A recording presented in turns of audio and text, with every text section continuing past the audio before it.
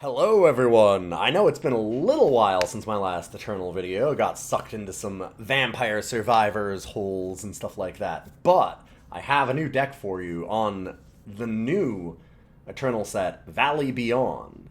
I've been really excited about a lot of the cards from this set, and I've been doing a lot of different brews. This particular one is Furious, Furious, Furious, because it's all about Furious Magniventris.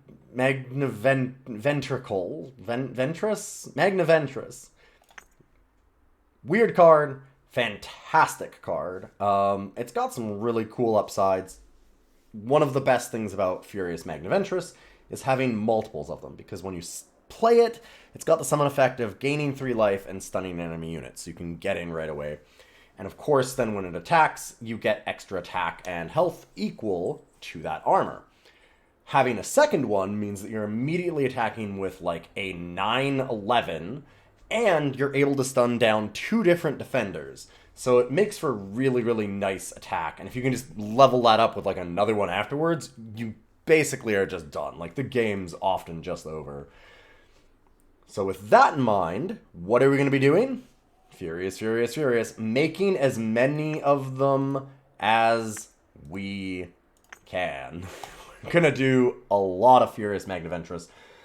We also have Quinn Master Tracker as kind of a secondary version of that, because Quinn Master Tracker, one thing she does is she does protect herself, but being able to draw a card off their deck, kind of like the summon abilities of the Furious Magniventris, like giving you some life right away, giving you some armor to pump itself up. So it has an immediate effect onto the board, or rather, it has an immediate effect when it comes onto the board.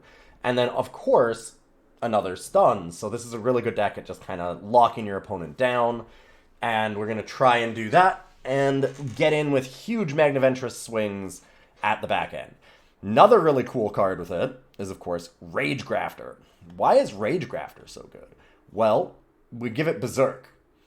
Being able to give Berserk to Magniventris, it's whenever it attacks, it gets that bonus.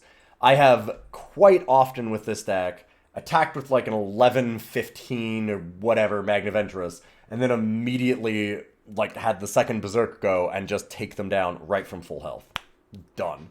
And that's really, really awesome when it happens. Rage Grafter, obviously a good way to go to the market also.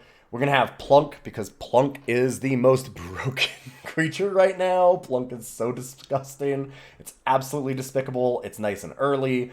Gives us some pressure, makes our opponent use up some of their early removal, or just like trades early with their other things, so that then we can save time to get to Magniventris. We have a lot of removal in here as well. It's a little bit of a control deck, because Magniventris and Quinn do come down a bit later. And we can also just grind out somebody, like Quinn especially, when we get late. We can just sit there and just take cards off the top of their deck, off the top of their deck, off the top of their deck, and we get to know exactly what they're playing next.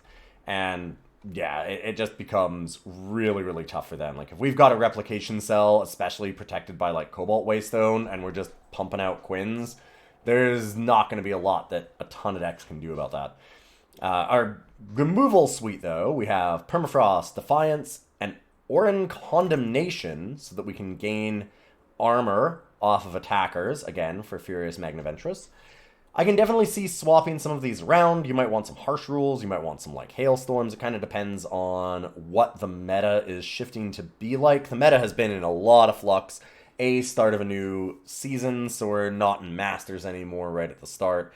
And then, of course, new set came out, so a lot of things have been a little bit turned on their heads. So there's a bunch of different things that are going on right now. And I can definitely see moving some of the around.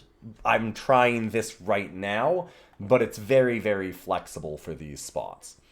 We have a little bit of a draw suite here, Strategize, and Wisdom of the Elders, so that we can dig down to the Magniventris when we need it.